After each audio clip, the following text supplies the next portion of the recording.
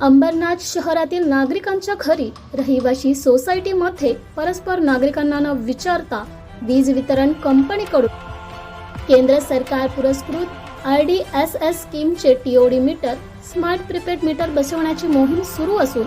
Smart prepaid मीटरमुळे ग्राहकांचे मोठ्या प्रमाणात नुकसान होणार असून केंद्र सरकार व अदानी यांच्या विरोधात आज अंबरनाथ शहर ब्लॉक काँग्रेस कमिटीच्या वतीने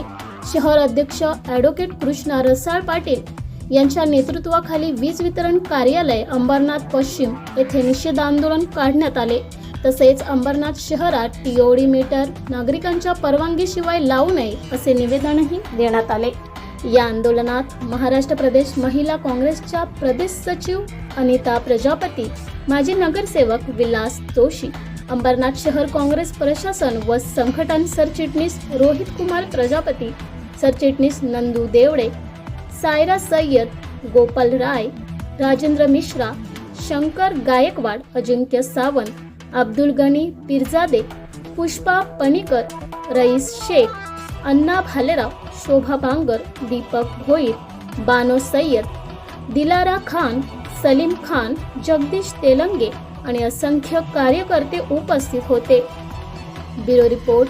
लोकहिंद वृत्तवाहिनी।